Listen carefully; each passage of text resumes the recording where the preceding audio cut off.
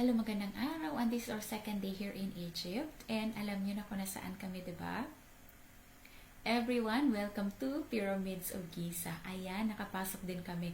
At alam niyo ba sa labas, grabe, sobrang daming tao at sobrang haba ng pila para bumili ng ticket.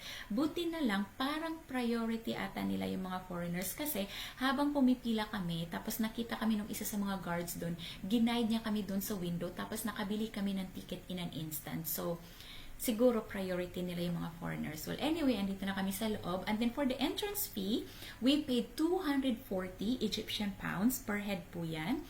And then bumili pa kami ng isang ticket para makapasok sa Great Pyramid. And then it cost 440 Egyptian pounds per head po yan. And then, andito na tayo sa loob. And ang bubungan sa inyo is ang Sphinx. O diba? Ang laki ng Sphinx as in. Sa book ko lang to nakikita dati, and then ngayon andito na to sa harapan ko. Ayan. Sobrang laki ng place. And then sobrang daming tao kasi Eid holiday ngayon.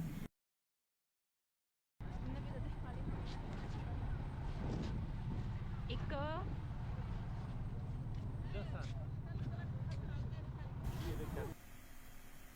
At ayan ang pyramid. Wow, grabe. Ang laki ng pyramid. Sobrang na-amaze kami ng husband ko. Wala kaming bukang bibig kundi amazing. It's huge. Yung mga ganun. Tapos ang ganda talaga ng pyramid. Alam niyo, ang sarap para ng feeling, no? Na nakikita mo lang to sa book dati or nakikita mo lang siya sa movies tapos ngayon andito ka na. At alam niyo ba, itong Pyramids of Giza, isa talaga to sa mga bucket list ko na puntahan.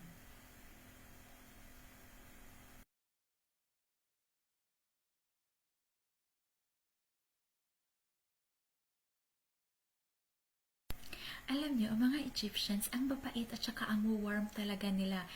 Usually, pag may nakikita kami mga Egyptians, nag-hi sila, tapos nag-smile, tapos yung smile nila ang warm. Tapos around this place, may mga nakikita kami na ganito. Ewan ko kung ano tong mga to. Alam niyo ba? Ayan, tapos ang daming camel ride at saka horse ride dito. Tapos yan yung pinakamalaking pyramid nga pala. So tinatawag siyang Great Pyramid. Papasok tayo dyan mamaya.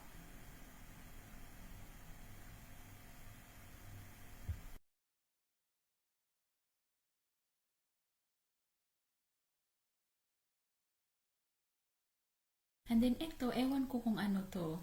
May mga alam ba kayo? Paki-comment down below. Share naman yung information nyo.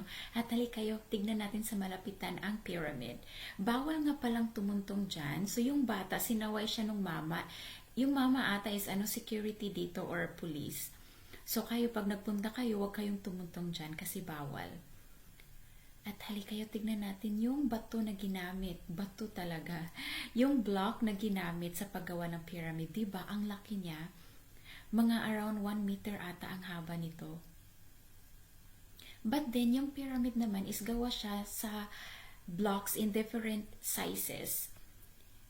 Pero ito ata yung pinakamalaki. At yan yung husband ko, pinatayo ko siya dyan para makita nyo kung gaano kalaki yung block na ginamit sa paggawa ng pyramids.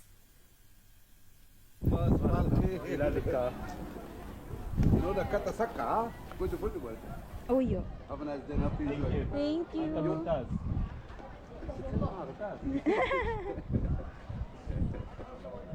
You live in Egypt here? No, I live in Qatar. Qatar. Oh, that's why you speak Arabic. You do business there, huh? Your business there in Qatar? Yeah. I hope you enjoy it. He's Arabian anyway. Looks like. Inshallah, okay? Inshallah. Have a nice day. Masalama. Thank you. Hey, Mustafa. Excuse me.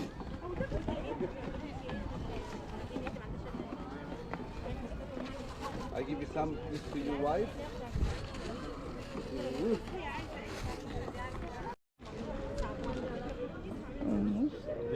So Takayo. Takayo. I paid 1,500. So yun nga, na-scam kami. Nakakatawa kasi nakakatawa yung way niya ng pag-scam. Kasi yun nga, di ba, nag-chat-chat lang, tapos nagbigay siya. So, yung last na binigay niya is yung keychain, di ba? So, paalis na kami, tapos nag-thank you ulit kami, tapos hinabol niya kami. Tapos sabi niya, may $1 ba yung husband ko? Kahit $1 lang. So, sabi ng husband ko, wala siyang dollar. So, sabi niya, sa Qatar kayo nakatira, di ba? Kahit yung real lang daw, para remembrance or souvenir from us kasi may binigay siya. So, chinek ng husband ko yung wallet niya. Unfortunately, yung pinakamaliit na real na andon is yung 50 Qatar rial. So, sabi ng husband ko, I only have 50 Qatar rial. So, sabi nung mama, that one will do. So, ayun, binigay na ng husband ko. So, yung 50 Qatar rial pala is 1,500 Egyptian pounds. So, sabi ng husband ko, parang mas malaki yung naibigay natin So, wala. Nakakatawa lang, di ba? So, lesson learned, huwag makipag-usap sa mga nagtitinda dito sa Pyramids of Giza. Baka matulad kayo sa amin. Well, let's move on. So, ayan nga pala yung The Great Pyramid at papasok tayo dyan. At kita nyo naman ang linya, ang haba. But then, alam nyo ba, na-excite na ako na medyo may kaba sa pagpasok ng The Great Pyramid. At medyo mainit-init ngayon. So, hindi ko alam kung gaano kainit or kaginaw sa loob ng The Great Pyramid. So, ayan, andito na tayo sa itaas. Konting kembot na lang at makakapasok na tayo. And by the way, bawal nga palang magdala ng big camera sa loob ng pyramid. So, yung mga like DSLR, kino-confiscate siya doon sa may entrance, yung mga mama na nakaupo doon. And then, paglabas nyo, makukuha nyo rin naman ulit yung big camera nyo. So, pag may mga maliliit lang kayo na camera, itago nyo na lang sa bag nyo. Kasi so far, wala naman ako nakikita na chine-check yung bag.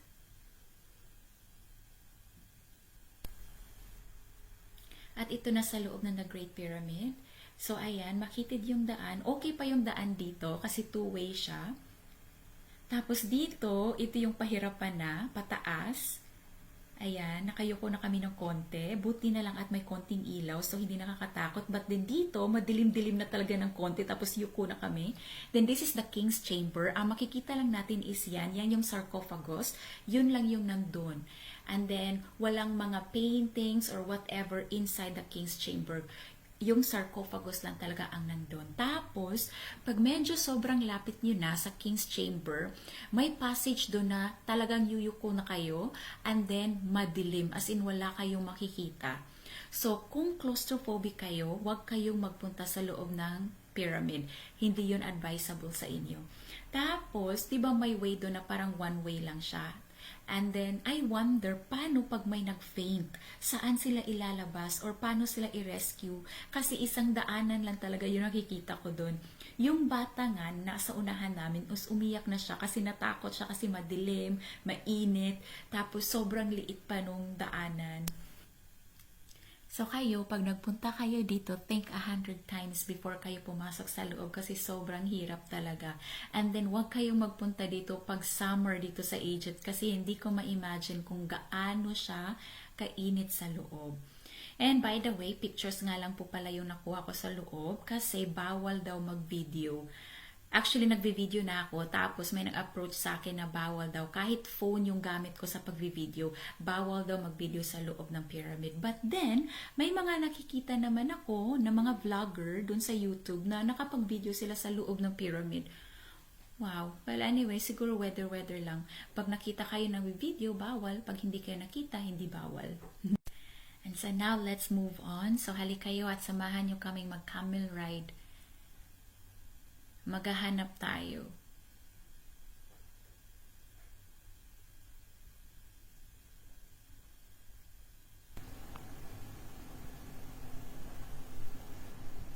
Halika at sakay na tayo sa camel. Nagwagi din si Kuya. So, alam niyo ba, itong si Kuya, sobrang persistent niya. Nagtanong kami sa kanya kung magkano yung camel ride. Sabi niya, 500 Egyptian pounds. So, sabi namin, okay, no thanks. So, naghanap kami ng iba. Nagtanong kami ulit sa iba. Pero sunod siya ng sunod. As in, hindi niya kami tinantanan. So, pagod at gutom na ako. Kaya sabi ko sa husband ko, sige, kunin na natin siya. So, ayun, napagbigyan kami sa 400 Egyptian pounds. So, gusto namin sa akin yung camel niya kasi maganda. Pero, ito yung binigay sa amin. So, sobrang disappointed disappointed ng husband ko. Tapos, gusto namin sa isang camel lang kami sasakay kasi takot ako mag-isa. Pero, sabi nila, bawal daw. Pero, may mga nakikita naman kami na 2 tao sa iisang camel. So, ewan ko kung bakit bawal sa aming dalawa. But then, ayun, nag-yes na rin ulit kami kasi nga ayoko na makipag-argumento kasi sobrang pagod na ako. So, ayan, tig-isang camel kami ng husband ko, 400 Egyptian pounds bawat isang camel. And then, ngayon, andito na tayo sa best spot para makakuha ng panoramic view ng pyramids. So, ito talaga yung pinupuntahan ng mga tao dito para magpa-picture. So, ang daming tao dito. Yung iba andun sila sa malayo. Ayan. So, kayo, pag gusto niyo rin ng panoramic view ng pyramid, magpunta kayo dito. Ang ganda. Sobra. Ayan, at natapos din tayo dito sa Pyramids of Giza. Sobrang ganda ng lugar, as in, sobrang ganda ng pyramid. Grabe. Sobrang ganda ng experience namin dito. And then, lesson learned namin dito sa Pyramids of Giza. Una, huwag makipag-usap sa mga taong nagtitinda. Pangalawa, huwag tumanggap pag binigyan kayo ng kung ano-ano. Pangatlo, huwag mag-yes pag may nag-offer sa inyo na picturean kayo, especially if Egyptian sila. Siguro hindi naman lahat, but be careful. Hindi ko pala ito nasabi sa inyo. Nagsalitan kami ng husband ko na picturean ang isa't isa. Tapos may lumapit sa amin, tapos nag-offer siya na picturean daw kaming dalawa. So nag-yes kami kasi akala namin nagmamagandang loob. Pagkatapos ba naman kaming picturean, hiningan kami ng bayad? So sabi namin hindi. So tapos sabi niya, pinicturean ko kayo. So dapat bayaran niyo ko.